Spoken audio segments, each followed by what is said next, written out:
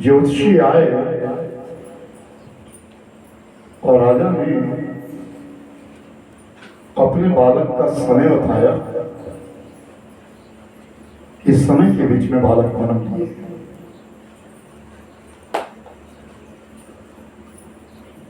तो ज्योतिषियों ने कहा ये बालक राजा तो होगा, राजकुमार तो है, लेकिन ये सन्यास में आएगा। ये तुम्हारा उत्तराधिकारी नहीं बन सकेगा।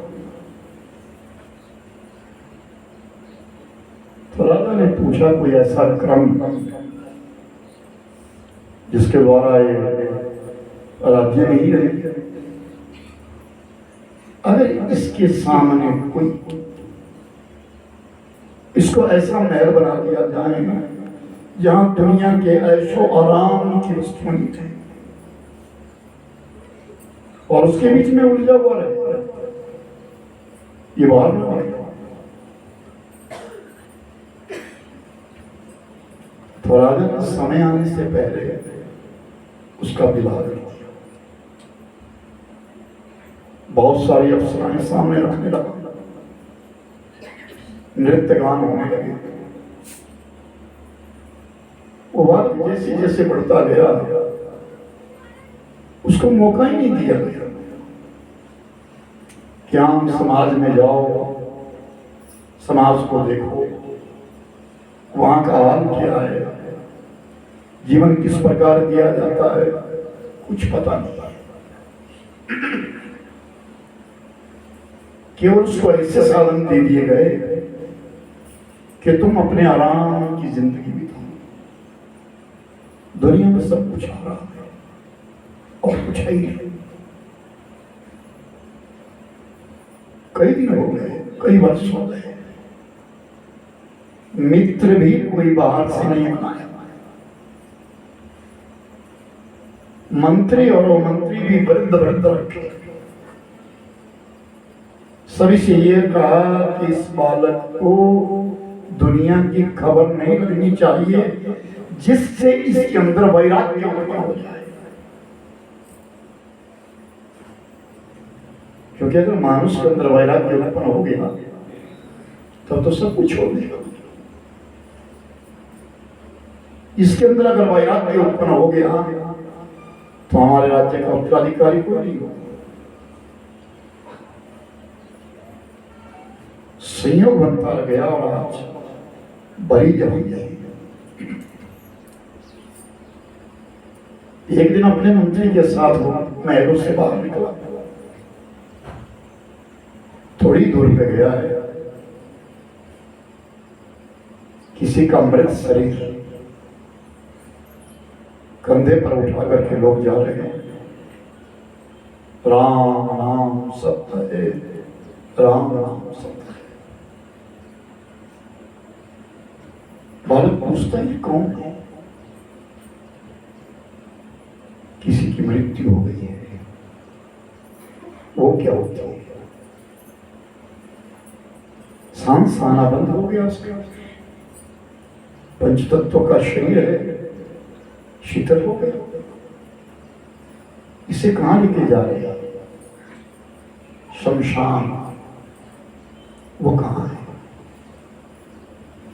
जहां इस शरीर का अंतिम संस्कार किया जाएगा? फिर ये शरीर नहीं होगा, नहीं होगा। यानी आज 27 वर्ष की आयु में उस व्यक्ति के लिए पता चला कि ये शरीर नश्वर है, इसे खत्म होना है। इसको जितना मर्जी तुम पाल पोस करके तैयार रखो, कितनी भी इसकी सुरक्षा करो, आखिर में इसने गिर जाना है। उस मर्दे के पीछे पीछे चल रहा। मंत्री को आदेश आया, बालक अंदर लाओ। नहीं, मैं तो उसी स्थान पर जाऊंगा जहां नहीं जा रहा है। और जाकर के देखा कि उसे लकड़ियों के ऊपर रख दिया गया, अग्नि लगाई गई और आग लगाने के पश्चात ये शरीर जलने लगा। और उसके सामने देखते देखते, राजकुमार के सामने देखते देखते पूरा शरीर समाप्त हो गया। तो उसने कहा इस जीवन की सच्चाई यही है। हाँ। वो अपने घर में लौटा। और इस जीवन की ये सच्चाई है तो हम क्यों आए? हमको तो आना नहीं चाहिए। और अगर विरक्ति सब कुछ है, ये शरीर होना भी निश्चित है और इसका जाना भी निश्चित है,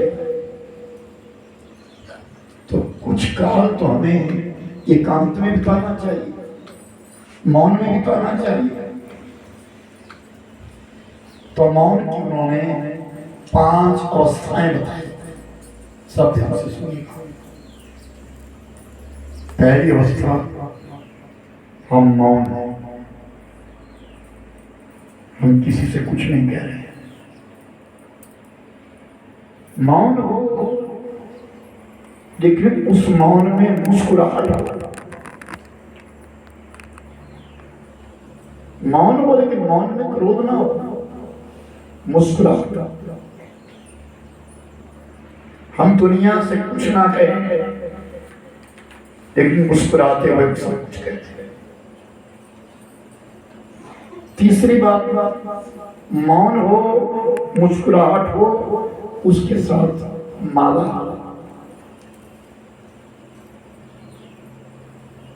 मौन हो, मुस्कुराहट हो, माला हो और उस माला के साथ मंत्र, और उस मंत्र के पश्चात 5वीं अवस्था, मानस। ये 5 बातें कूट कूट करके उस राजकुमार जिसका नाम सिद्धार्थ है, आज चिता के किनारे बैठ करके शमशान के किनारे सोच रहा है। ये जीव शांत हो गया, ये जीव मौन हो गया, इसकी मुस्कुराहट समाप्त हो गई, इसके कंठी में माला है, वो माला समाप्त हो गई, इसके पास मंत्र है, इसकी युवा बंद हो गई, इसके मन में नाना प्रकार के विकार थे, समाप्त हो गए। लौट करके राजधानी नहीं गया, पीपल के पेड़ के नीचे बैठ गया और पीपल के पेड़ के नीचे बैठ करके विचार करने लगा, मैं भी साधन करूंगा, मैं इस मौन को जीतूंगा। तो एक दिन बैठा, मन नहीं बना, शाम हो गई, उठ करके टहलने लगा। दूसरा दिन आया, फिर बैठा, टहलने लगा। तीसरे दिन क्या देखता है, एक चींटी है, उस पेड़ पर चढ़ रही है, 1 फुट ऊंचा जाती है, गिर जाती है, फिर दोबारा चढ़ती है, फिर गिर जाती है, और वो चींटी 6 बार गिरी और 7वीं बार जब चढ़ने लगी तो सीधी निकल गई। सिद्धार्थ समझ गए, मुझे भी परिपक्व होना है, मुझे भी परिपक्व होना है।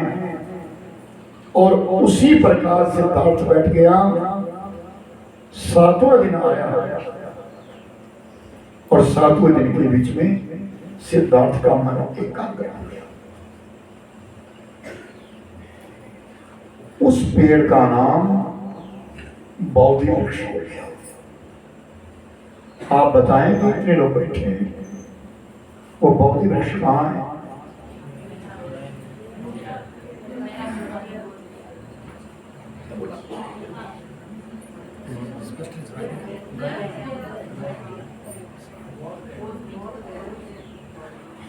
ठीक हो गया।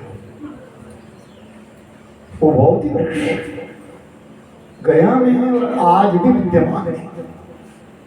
बिहार के बीच में उस गया का नाम ही बौद्ध गया है। और जो भी वहां गया है सबने उस बुद्धा को देखा है। और वो बौद्ध वृक्ष जिसका पत्ता तोड़ना भी मना किया गया, उस बौद्ध वृक्ष के नीचे बैठ करके सबसे पहले जो ज्ञान हुआ वो मौन का, कि जहां तक हो सके मौन रहे।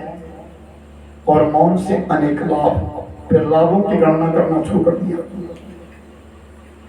मौन रखने से सत्य की रक्षा होती है। पहली बात, सब ध्यान देना, आध्यात्मिक कथा है, गूढ़ रहस्य इन कथाओं का। आज बुद्ध पूर्णिमा है, आज जन्म हुआ बुद्ध महाराज का जन्म हुआ है। आज बहुत सारे लोगों को अवकाश है। आज महत्व तो पता होना चाहिए। हम छुट्टी तो मना रहे हैं, लेकिन किसकी छुट्टी मना रहे हैं? कौन था? उन्होंने ऐसा कौन सा धर्म चलाया जिनके पीछे हजारों भिक्षु चला करते थे? हजारों भिक्षु। हमारे सनातन धर्म पर जब आक्षेप हुआ तो उनके पीछे शंकराचार्य आए और बौद्ध धर्म चाइना को चला गया, चीन में चला गया। हमारे यहाँ शंकराचार्य ने सनातन धर्म की स्थापना की। पहली बार मौन से सत्य की रक्षा होती है। दूसरी बात, कटु वचन से बचाव होता है। यानी मानुष कड़वा नहीं बोल सकता। जब वो मौन है तो क्या बोलेगा? तीसरी बात, विवाद नहीं होता। चौथी बात, कुछ कह के पीछे पश्चाताप नहीं करना पड़ता। समय का दुरुपयोग नहीं होता और इस वाणी को व्यर्थ नहीं गवाया जाता। सातवीं बात, मानसिक शांति मिलती है। आठवीं बात, हमारे पीछे हमारी कोई हंसी नहीं कर सकता।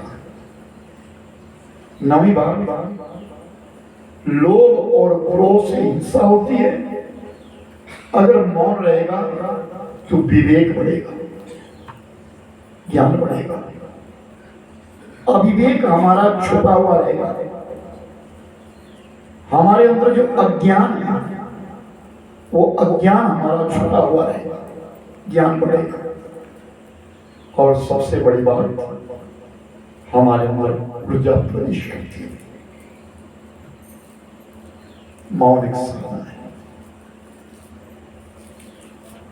सिद्धार्थ का नाम बुद्ध हो गया। वो भिक्षावृत्ति करने के लिए निकल गए। सबको बताया गया एक के घर में दो साधु को ठहरना नहीं। गृहस्थियों के ऊपर भार पड़ता है। तुम किसी यहां भिक्षा मांगने जाओ, एक साधु एक घर में ही भिक्षा मांगे, उससे आगे किसी भी गृहस्थ को तंग ना किया जाए। तो स्थान स्थान पर जा करके प्रवचन करते हैं। तो एक जगह बहुत बड़ा पंडाल लगा। बुद्ध महाराज को सुनने के लिए उस समय बहुत सारी दुनिया आई, अनेक स्थानों से लोग एकत्रित होने लगे, बुद्ध का प्रवचन सुनने लगे, उनकी वाणी को श्रवण करने लगे। तो जब प्रवचन हो रहा था 1 घंटा बोलते थे, सिर्फ 1 घंटा। और जब वो बोलना शांत हुआ तो उन्होंने कहा, जागो, समय बीतता जा रहा है, जागो। इतना कहा और विराम कर दिया। तो उनके साथ रहने वाले उनके परम सेवक, जिनको अपना भाई मानते हैं, उनका नाम है आनंद। आनंद से कहा, चलो आनंद,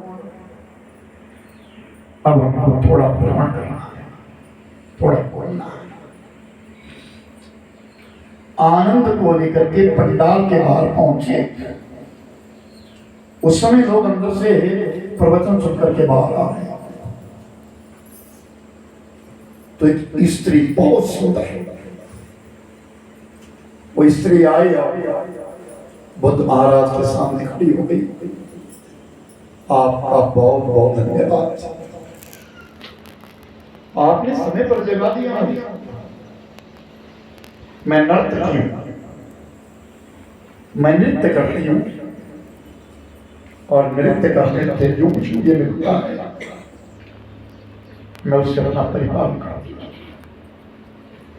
आज नगर सेठ के पुत्र का विवाह है, मुझे नाचने के लिए बुलाया गया है, पर मैं तो भूल गई थी। आपने समय पर जगा दिया। आपने कहा कि उठो, जाओ, जागो, समय बीतता जा रहा है। आपका बहुत बहुत धन्यवाद, मैं जा रही हूं। और वो निकल गए। उसके पीछे एक व्यक्ति आया, उसने कहा, महाराज आपका बहुत बहुत धन्यवाद, मैं एक चोर हूं, मेरा काम चोरी करना है। आज नगर सेठ के पुत्र का विवाह है, सब लोग अपने घरों से बाहर होंगे और मुझे उसके घर में चोरी करनी है, मुझे उसके घर में चोरी करनी है, पर मैं तो भूल गई थी। आपने जगा दिया, आपका बहुत बहुत धन्यवाद। उसके पीछे एक वृद्ध व्यक्ति आया, वो बूढ़ा आ गया, आया और बुद्ध महाराज के चरणों में प्रणाम किया। महाराज आज का दिन बड़ा धन्य है, क्योंकि आज मुझे आप मिले और आपने मुझे जगा दिया। मेरा पूरा जीवन बीत गया था, आज तक अपने बारे में नहीं सोचा, कमाता रहा, परिवार को पालता रहा, सगे संबंधियों से मिलता रहा, लेकिन अपने बारे में नहीं सोचा। आज आपने जगाया, आपका बहुत बहुत धन्यवाद। हाँ, बस अब मैं जाग गया हूँ, अब रोज भगवान का भजन करूंगा, रोज भगवान की स्मृति में अपना समय बिताऊंगा। सिद्धार्थ ने कहा, बुद्ध ने कहा, सैकड़ों लोगों के बीच में इस व्यक्ति ने मेरे प्रवचन को सुना है। इस प्रवचन के बारे में इसने अपने ज्ञान को जागृत किया है, इसके अंदर सोया हुआ विवेक जागृत हो गया। तो वहां से भिक्षुक आगे चले, संयोग चलते चले गए और दूर निकल गए। सैकड़ों भिक्षुक आए, पीछे पीछे जा रहे हैं, आगे आगे महात्मा बुद्ध जा रहे हैं, उपदेश देते हुए जा रहे हैं, सबको सदरास्ता देते हुए जा रहे हैं। चौमासा चतुर्दश, आषाढ़ का महीना आ गया और आषाढ़ के महीने के बीच में महात्मा बुद्ध ने कहा साधु को एक स्थान पर रहना चाहिए, संत को एक स्थान पर रहना चाहिए, आवागमन नहीं करना चाहिए। बरसात में बहुत जब बारिश होती है उस पानी से बहुत सारे जीव उत्पन्न हो जाते हैं जो मानव के पांव के नीचे आते हैं, उनकी मौत हो जाती है, उससे पाप लगता है। हमको इस चतुर्मास में एक स्थान पर रहना चाहिए, खूब पूजा और पाठ करना चाहिए। लेकिन जिस गांव के बाहर वो पहुंचे जहां ये विचार हो रहा है, वहां महात्मा बुद्ध ने विचार किया कि मेरे था सैकड़ों साधु है, सैकड़ों भिक्षुक है, इनको मैं कहां रखूं? किसी के घर पे रहेंगे या भिक्षा मांगे तो बाहर बढ़ेगा, वो गरीब है, उसे अपना परिवार पालना मुश्किल है और इतने साधुओं का बोझ उसके सर के ऊपर जाएगा, उसके मन में तिरस्कार हो जाएगा। तो कहा एक एक व्यक्ति बिलक बिलक घरों में चले जाओ। सारे गांव वालों ने कहा महाराज, साधु बिखर गए, आनंद रह गया, आनंद को जगा देगा। एक वैश्य नारी, जिस नारी ने अपने जीवन में कभी कोई अच्छा काम नहीं किया है, वो परपुरुष के साथ भ्रमण करती है, वो दासी है और उसी से उसकी आजीविका चलती है। आनंद उसके घर में चला गया। जब आनंद उसके घर में गया तो उसके लिए गांव वाले कोसने लगे, साधु कोसने लगे, ये क्या किया? गेरुए वस्त्र पहन करके ये आनंद आज एक वैश्य के घर में घुस गया। महात्मा बुद्ध शांत है, वो कुछ नहीं कह रहे, वो बिल्कुल शांत है। आनंद को गए हुए 1 महीना हो गया, 2 महीने हो गए, आनंद की चर्चा घर घर में, गृहस्थ तो कर रहे हैं, फिर साधु भी कर रहे हैं। उस आनंद की चर्चा हर गृहस्थी के मुख में, हर साधु के मुख में। भ्रष्ट हो गया, ये भिक्षुक भ्रष्ट हो गया, इसलिए जो गेरू में वस्त्र पहने इसका अपमान है। पर आकर के रोज महात्मा बुद्ध से कहते,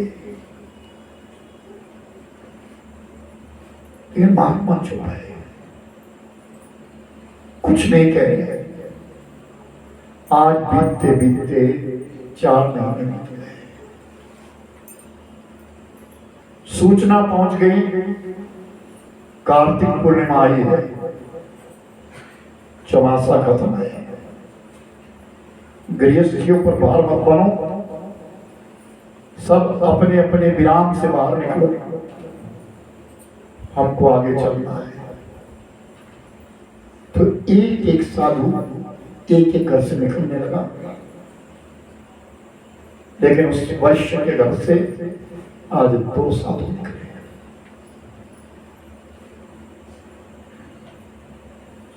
हर घर से एक एक गेरुआ वस्त्र धारण साधु निकला, लेकिन उस दासी के घर से आज 2 साधु निकले, एक स्त्री और दूसरा पुरुष। आनंद ने अपने ज्ञान के द्वारा उस वैश्य को साधु बना दिया। और सच्चिदानंद जय। उसे ज्ञान कि जो हम अपना ज्ञान में बांटे और उसका कोई अनुसरण करे वो उस आनंद ने अपनी विद्या के द्वारा, अपने ज्ञान के द्वारा उस वैश्य को साधु बना दिया। अब वो साधु बन गई है, महात्मा बुद्ध के पीछे पीछे अनुसरण करती है। आज वही बुद्ध पूर्णिमा है जिसका आज अवकाश मना रहे हैं। यही तो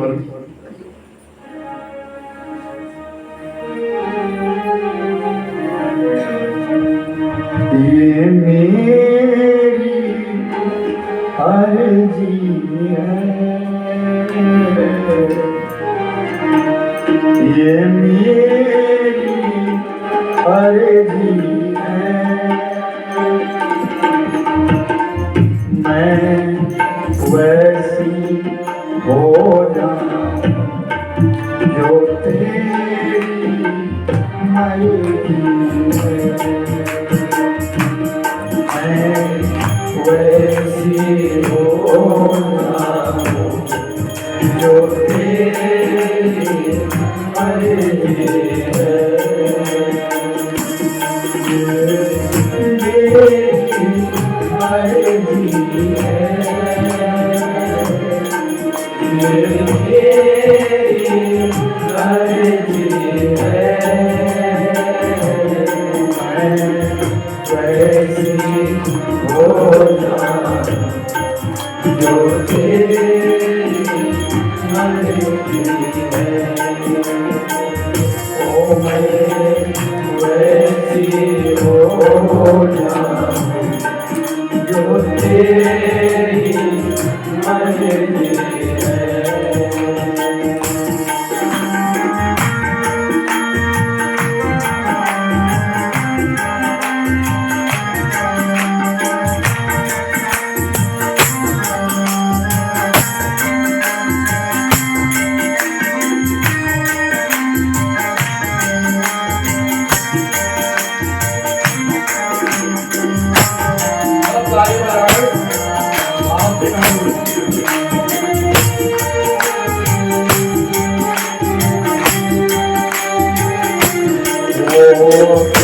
इतना प्यारा है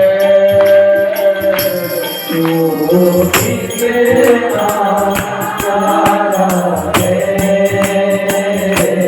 वो, इतना प्यारा है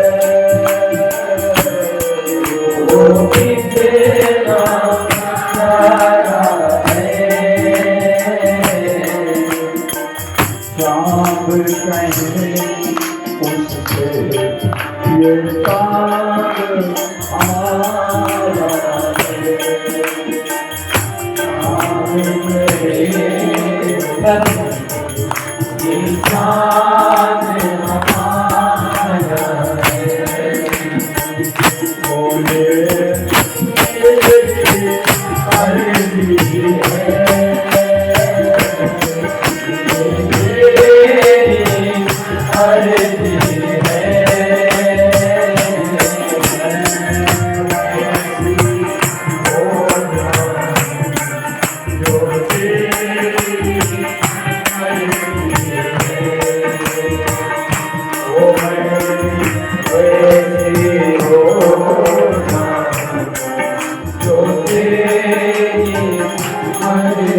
है,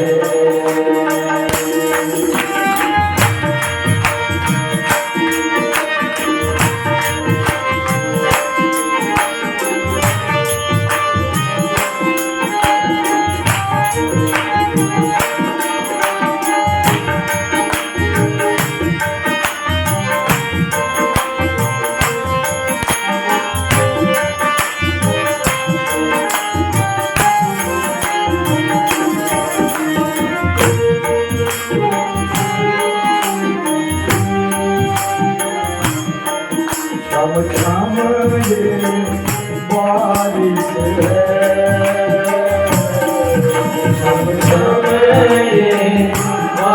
है,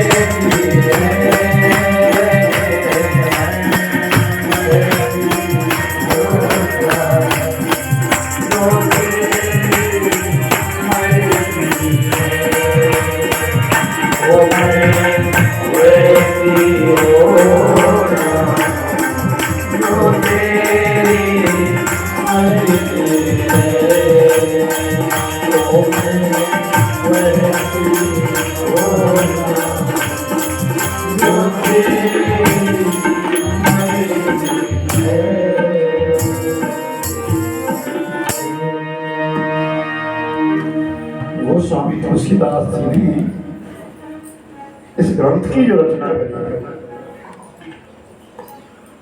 वो एक नैतिक शिक्षा के गुणाधार पर करी। हर व्यक्ति के अंदर पहली शिक्षा ही नैतिक शिक्षा है, यानी मां से प्राप्त होती है। माता को निर्माता कहा जाता है। हमारे जीवन की जो निर्माता है वो हमारी माता है। अपने बच्चों को नैतिक शिक्षा माता और पिता ही देते हैं। सत्संग में क्यों जाया जाता है? सत्संग में जाकर के हम व्यवहार को देखें, भगवान के प्रति जाने, अपने अंदर खोज करना सीखें। संसार को हम ये समझिए ये संसार है क्या। सत्संग में आकर के ये पता चले हम इस संसार में आए क्यों।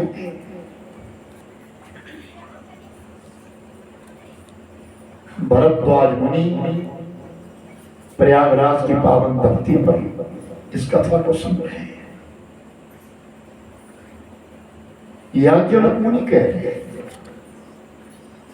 भगवान शंकर जी ने उमा से कह दिया, उमा काग वसुली और हनुमान ये दोनों वहां रह गए। मैं वहां से निकल गया। 5 वर्ष की आयु भगवान की हुई तो ये दोनों भी उस बाल लीला को देखने के पश्चात अपने अपने धाम में चले गए। तो मां कौशल्या, सुमित्रा और केकई दोनों आश्रित होती है कौशल्या के ऊपर। कौशल्या बड़ी हमारे बच्चों की जो निर्माता है वो कौशल्या है। कौशल की राजकुमारी है बच्चों की, और कौशल्या के साथ पूरा देश ही दहेज में मिल गया था राजा दशरथ के लिए, क्योंकि कोई भाई नहीं था। उस कौशल देश को चलाने वाला कोई नहीं था। तो कौशल नरेश ने अपनी कन्या के विवाह में दहेज के रूप में अपना देश दिया। तो राजा दशरथ जी कौशलेश भी बन गए थे। कौशलेश नाम भी था दशरथ। आज वो कौशल्या पटरानी है और चारों पुत्रों की निर्माता है। पहली शिक्षा यही थी, प्रातः काल उठ करके शौच क्रिया से निवृत्त होकर के स्नान करके और फिर मंत्र जाप करके, जिसको पूजा कहा जाता है, पूजा करने के पश्चात प्रणाम करना। किसके पास करना? सबसे पहले अपनी मां, अपने पिता और अपने गुरुदेव। ये 3 निर्माता है हमारे जीवन के। पहला निर्माता जो है वो हमारी मां है, दूसरे हमारे पिता है। 5 पिता है दुनिया में हर व्यक्ति की, ध्यान रखना। अन्नदाता, भयत्राता, सुखत्राता च वियता। सबसे पहला पिता है जिसने जन्म दिया। दूसरा पिता है अन्नदाता, जो हमको कुछ दे देता है, वो भी पिता है। तीसरा भयत्राता, जो हमसे डर से बचाता है, भय से बचाता है। चौथा पिता राजा, जो हमारा राजा है वो हमारा पिता है। और 5वां पिता हमारा गुरु है। 5 पिता है व्यक्ति।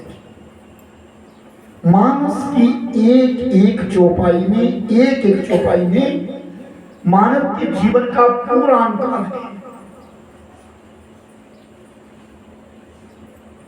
इस ग्रंथ को ऊपर से उठा करके सब पढ़ते हैं, अखंड रामायण करते हैं, सुंदरकांड करते हैं।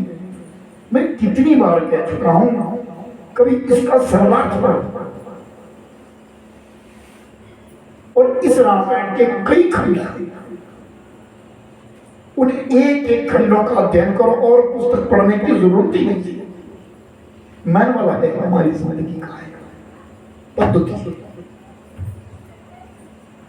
मानव जीवन का ये पद्धति है भगवत गीता और रामायण।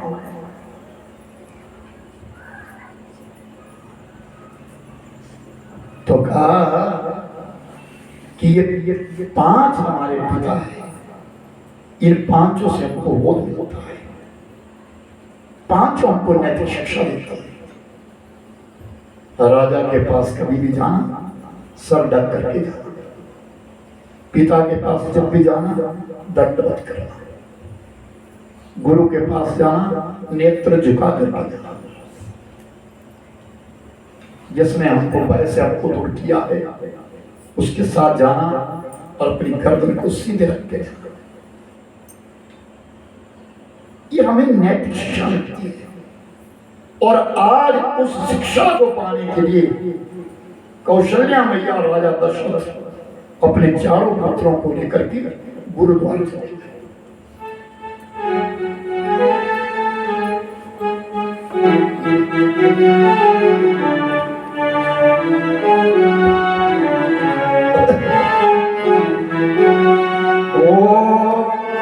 गुरुद्वारे जा ये रघुवर विद्या ग्रहण करी सुख पाई। ओ गुरुद्वारे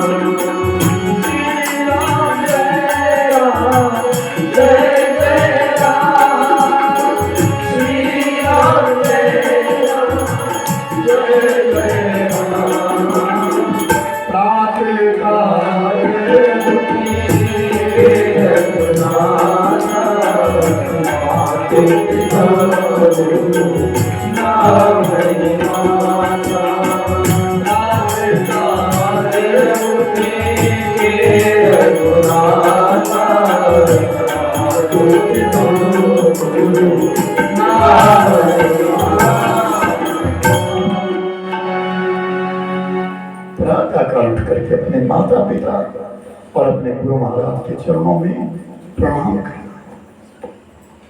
अष्टांगम प्रयुज्यते तब प्रातः प्रणाम। प्रणाम 8 प्रकार का है। सबसे उत्तम प्रणाम जो कहा गया उसे कहते हैं दाया बाया प्रणाम। दक्षिण हस्ते दक्षिण पादं स्पर्शः, वाम हस्ते वाम पादं स्पर्शः। दाहिने हाथ से दाहिना पांव, बाएं हाथ से बाएं पांव। साष्टांग 8 अंगों को नीचे लगा दिया, दंडवत डंडे की तरह लेट करके दोनों हाथ जोड़ के उड़ता सिरसा नमाना, मस्तक झुका करके नाक के साथ जब सीधा करके 8 प्रकार का प्रणाम कहा गया है, और जिसके बीच में माता पिता और गुरुदेव को दंडवतनी मस्तक झुका करके कहा गया। जब भी कोई दीक्षा देता है तो ये बात बताते हैं, आज से तुम दीक्षित हो, आज से तुम अकेले नहीं हो। जो मंत्र मैं तुम्हें दे रहा हूं, उस मंत्र का जो अधिष्ठाता है वो तुम्हारा इष्ट है। ग्राम इष्ट भी लग गया, गांव का इष्ट भी लग गया। तुम्हारी जिंदगी का इष्ट कौन है? जिस मंत्र का तुम जप कर रहे हो। आज से तुम जो जप करोगे वो तुम्हारा बैंक बैलेंस होगा। किसी ऐरे गैरे व्यक्ति के पास अपना मस्तक नहीं झुकाना। ऐसा ना हो तुम उस व्यक्ति के आगे मस्तक झुका रहे हो जिसके अंदर बोध नहीं, जिसके अंदर ज्ञान नहीं। तुम्हारे अंदर की जितनी बोधित कथा है वो निश्चित है। इसलिए माता पिता, बड़े बड़े बुजुर्ग, भगवान का दरबार और अपने गुरु महाराज के चरणारविंद, इसके सिवा मस्तक नहीं झुकता। एक हस्तम पे बाधेना क्रियते नरकम पे, एक हाथ से किया हुआ प्रणाम अपना भी पुण्य क्षीण करता है, और जिसके पास तुम प्रणाम कर रहे हो उसका भी पुण्य क्षीण करता है। ये नैतिकता है। दूसरों को आदर देना, सम्मान देना। सुमंत बाबा जब ये संदेश लेके आए थे, भगवान राम के द्वार के समय आए थे, तो दरवाजे के ऊपर सीता वो जानकी, और वो संदेश किया राम को बुलाने आ रहे हैं। बर्बाद हो गया, लेकिन उसे भी मालूम नहीं और उसे भी मालूम नहीं। तो पूछा, जैसे सीता मिली तो सीता ने एकदम घूंघट आगे कर दिया और सुमंत बाबा के चरणों में प्रणाम कर दिया। वो तो मंत्री है, एक मंत्री के चरणों में प्रणाम किया। जो रानी बनने वाली है, थोड़ी देर के पश्चात अयोध्या की पाठ महिषी बनेगी, और एक मंत्री के चरणों में प्रणाम कर दिया। तो सुमंत बाबा ने कहा, बेटी तुम क्या कर रही हो?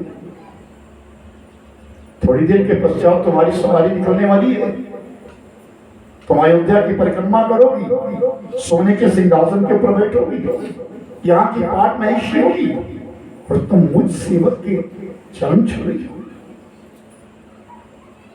तो सीता मैया ने कहा कि मेरी माँ ने मुझे यही बताया है, तुम्हारे दरवाजे पे जब कोई बुद्ध पुरुष आ जाए, वृद्ध आ जाए और बुद्ध पुरुष आ जाए, यानी कोई बुजुर्ग आ जाए उसके अंदर बुद्ध यानी ज्ञान हो, तो उसके पास प्रणाम छोड़ बंधन करता है, वो पुण्य ग्रहण करता है, निंदा करता है वो पाप ग्रहण करता है। वंदना करने से पुण्य मिलता है, निंदा करने से पाप मिलता है। कोई बुजुर्ग आए और बुद्ध पुरुष आए, उसको प्रणाम करो, लेकिन ये नहीं कोई बुजुर्ग हो और वो नास्तिक है, मदिरा पिया हुआ है, और तुम उसके चरणों में प्रणाम करने लग जाओ। नहीं, वैसा नहीं। तो माता पिता के चरणों में प्रणाम करो, गुरु महाराज के चरणों में प्रणाम करो। ये प्रातः उठने का काम है। कितने बच्चे हो जिन कथाओं को सुने पढ़े, ऐसी कोई वस्तु नहीं है हमारे जीवन की, कोई बात नहीं है हमारे जीवन की जो इन ग्रंथों में ना लिखी। इनका अध्ययन करें, पर उन महापुरुषों को देखो जिन्होंने इतने बड़े ग्रंथ बनाए। कितना समय होगा उनके पास। यहाँ तो कई लोग ऐसा कह देते जहर खाने का भी समय नहीं। बहुत लोगों को सुना मैंने, क्या करेंगे, जहर खाने का भी समय मैंने कहा एक बार खा, किस घड़ी देना है, किस घड़ी रात है, सबको बराबर समय दिया जाए। कैसे बुद्ध पुरुष होंगे जिन्होंने हमारे लिए सदुपदेश दिया। कितना प्यारा शब्द कहा कि प्रातः काल उठिते रघुनाथ, मातु पितु गुरु ना वही माता। प्रातः काल करके ये पहला कर्म है हमारा। पूजा पद्धति में कहा गया है कि जब तुम पूजा करते हो, अपनी पूजा करने के पश्चात बड़े बड़े बुजुर्गों को प्रणाम। भरत जी जिस समय अपने ननिहाल से आए थे, गुरु महाराज ने कहा था ना कि चले जाओ, क्योंकि राजा दशरथ का देवसान हो गया, तो सेवक को भेजा कि तुम जाओ और जाकर के भरत को लेकर के आओ। राम को बुलाना नहीं, राम के पास जाना नहीं, राम आएंगे नहीं, और संस्कार तो करना है। और 4 पुत्र होकर के, चक्रवर्ती के 4 पुत्र हैं, चारों बाहर, संस्कार तो पुत्र के हाथों से होना है। तो जाओ भरत को लेकर के आओ, बताना क्या हुआ है। भरत सहन नहीं कर सकेंगे, तो भरत जी को बुलाया। भरत जी जब आए और अयोध्या का जब वातावरण देखा, अयोध्या की शून्यता जब देखी, यहाँ तो सब कुछ शांत है, चुप है, कुछ ही नहीं। जब मैं आता था तो ढोल बजते थे, नगाड़े बजते, दुंदुभियां बजती थी, महिलाएं गीत गाती थी, तोर नगाड़े जाते थे, आरतियां उतारी जाती थी। लेकिन आज तो मुझको देख करके अंदर जा रही, क्या हुआ? तो इस बात को मैं अपने राम से पूछूं। और फिर मन में प्रश्न हुआ, मेरे राम कहाँ मिले? तो फिर अंदर से उत्तर, मेरे राम समय मेरी मां कैकेयी के पास होगी। क्यों? संध्या की बेला है, पूजा समाप्त करने के पश्चात तीनों माताओं को प्रणाम करने के लिए भगवान राम प्रत्येक महल में जाते हैं और कैकेयी के पास विश्राम करते हैं। पूजा समाप्त हुई, कौशल्या के चरण स्पर्श किए, पूजा समाप्त हुई, राजा दशरथ के चरण स्पर्श किए, सुमित्रा मां के चरण स्पर्श किए, और फिर अंत में कैकेयी के स्पर्श भी किए और वहां कुछ काल बैठे। तो ये हमारा कर्तव्य बनता है अपने बड़े बूढ़े बुजुर्गों के पास थोड़ा समय जरूर बैठे। काम तुम्हें कोई नहीं, उनसे तुमको कुछ पूछना भी नहीं,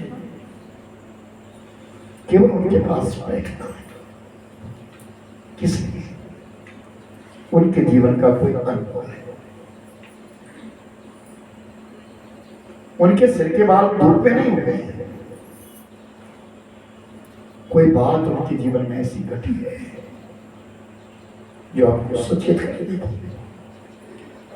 हमको पथ दे देगी, रास्ता दे देगी। उनके जीवन में ऐसी बहुत घटनाएं घटी।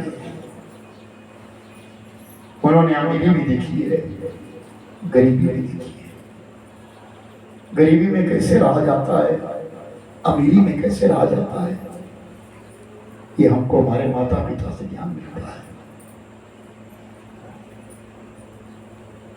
तो हमें सबसे पहला काम तो ये है जीवन का कि आशीर्वाद करें। आप स्कूल में, पाठशाला में जाते हो, सबसे पहला काम क्या है हमारा? प्रार्थना। सबको ग्राउंड में खड़ा कर दिया जाता है, सब बच्चों को ग्राउंड में खड़ा कर दिया जाता है, और फिर क्या कहते हैं? प्रार्थना। यहाँ जितने लोग बैठे हैं सब पढ़े लिखे हैं, बिलक बिलक स्कूलों में पढ़े हुए, बिलक बिलक प्रार्थनाएं सिखाते थे। हम उसका अर्थ नहीं समझे आज। आप बुढ़ापे में पता चलता है हमसे कह दवाया क्यों जाता, गाते तो थे, तुम ही हो माता पिता, तुम ही हो बंधु सखा। कौन कौन है वो हमारा बंधु, कौन है वो हमारा सखा, कौन है वो हमारी माँ, कौन है वो हमारे पिता। वो ये कोई प्रणाम किया जा रहा है, वो प्रार्थना है, उसका नाम दुआ है। वो हमारे जीवन की दिनचर्या है, वहां से हम आगे चल रहे, उस दिनचर्या से आगे निकल रहे हैं। आज गुरु शिष्य के द्वार जाकर के बालक पढ़े हैं, अल्पकाल विद्या सपाई। थोड़े समय के बीच में चारों भाइयों ने बहुत सारी विद्याओं को, और विशेष कहा गया काम, क्रोध, लोभ, मोह, मद, मत्सर, अहंकार, इन विकारों से ऊपर उठे वो ब्रह्म। ऋषि विश्वामित्र जो गादी तने है, क्षत्रिय राजा था, क्षत्रिय कुल के आए और क्षत्रिय वंश में उत्पन्न हुए हैं, लेकिन राजऋषि कहलाते हैं, साधु बन गए, राजऋषि विश्वामित्र। उनकी बेटी का नाम किसी को पता है? बोलो, मैंने बड़ी कथा सुनाई है उसकी, याद नहीं, निकल गया ना, कोई बात नहीं, मैं बताऊंगा। शकुंतला, उसके बेटे का नाम क्या था? भरत। जिस भरत के नाम से हमारा ये भारतवर्ष है, वो विश्व, वो गादी कन्या है, यानी क्षत्रिय, लेकिन उसने साधु इसलिए बना, मैं ब्रह्म ऋषि बना, मैं ब्राह्मण बना। याद रखना, ये जो प्रवचन है ना, ये साधु संतों में कहने वाले, बुद्धिजीवियों में कहने वाले। आपने नाम सुना होगा रामदास महाराज, जो गीता वन में रहा करते थे, हरिद्वार राजस्थान पश्चिमी, जिन्होंने एक छोटी सी पुस्तक लिखी थी। अनेक पुस्तकें हम की, छोटा छोटा में जब कथा हुई तो मैंने बड़ा प्रचार किया था इस बात का। उनकी छोटी सी पुस्तक है, एक संत की वसीयत, कहीं भी ले तो खरीद लेना, फिर पढ़ना पुस्तक। एक संत की वसीयत, हर इंसान की वसीयत है। उन्होंने अपने अंतिम संस्कार में कहा था, जितना भी मेरा समाज है, मुझको चाहने वाला है, उनके पास अगर मेरी फोटो है तो लेकर के आए। और उसी फोटो की चिता लगाई गई थी, खत्म कर दिया था। स्वामी राम जी महाराज, जिन्होंने अनेक ग्रंथ लिखे, कई दिनों तक तो टेलीविजन के ऊपर उनके प्रवचन आए, अब पता नहीं आते हैं नहीं आते हैं, एक चित्र भी गया, उनकी फोटो नहीं आती थी। टेलीविजन के ऊपर रोज प्रवचन होता था, राम स्वामी राम। उन्होंने अपने अनेक ग्रंथों में इस नैतिकता के बारे में बहुत कुछ लिखा। ऋषि विश्वामित्र जो राजर्षि है, राजाओं की ऋषि है, लेकिन अपने को ब्रह्म ऋषि मानते हैं, मैं ब्रह्म ऋषि।